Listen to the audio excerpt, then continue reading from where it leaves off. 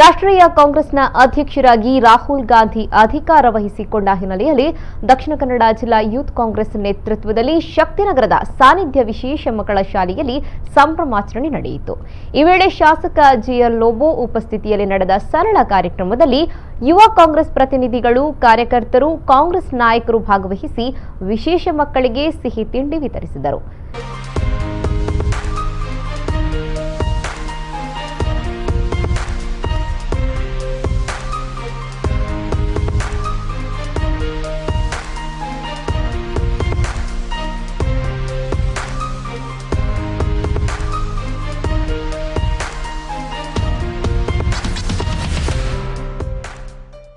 ಈ ವೇಳೆ ಯುವ ಕಾಂಗ್ರೆಸ್ ಅಧ್ಯಕ್ಷ ಮಿಥುನ್ ರೈ, ಕಾಂಗ್ರೆಸ್ ನಾಯಕರಾದ ಮಹಬೂಲ್ ಮಾರ್ಲಾ, ಟಿಕೆ ಸುಧೀರ್, ಕಳಿಗೆ ತಾರನಾಥ ಶೆಟ್ಟಿ, ಪ್ರವೀಣ್ ಚಂದ್ರ ಆಳ್ವ ಮತ್ತಿತರರು ಉಪಸ್ಥಿತರಿದ್ದರು।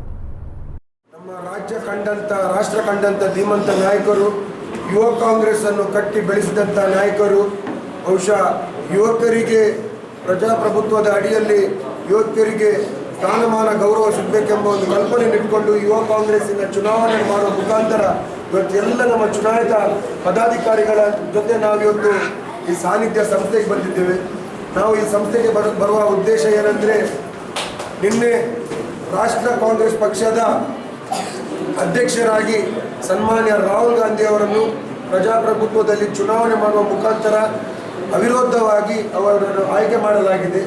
ಬಹುಶಃ ಈ ಸಂದರ್ಭದಲ್ಲಿ ನಾವೆಲ್ಲರೂ ಈ ಸಾನ್ನಿಧ್ಯ ಸಂಸ್ಥೆಗೆ ಬಂದು ವಿಶೇಷವಾದಂಥ ಭಿನ್ನ ಸಾಮರ್ಥ್ಯ ಇರುವ ಮಕ್ಕಳ ಜೊತೆಯಲ್ಲಿ ನಾವು ಸಿಹಿ ತಿಂಡಿಯನ್ನು ಹಂಚಿಸುತ್ತಾ, ಅದೇ ರೀತಿ ಈ ಭಿನ್ನ ಸಾಮರ್ಥ್ಯದ ಮಕ್ಕಳು ಬಹುಶಃ ದೇವರಿಗೆ ಅತ್ಯಂತ ಪ್ರೀತಿಯ ಮಕ್ಕಳು।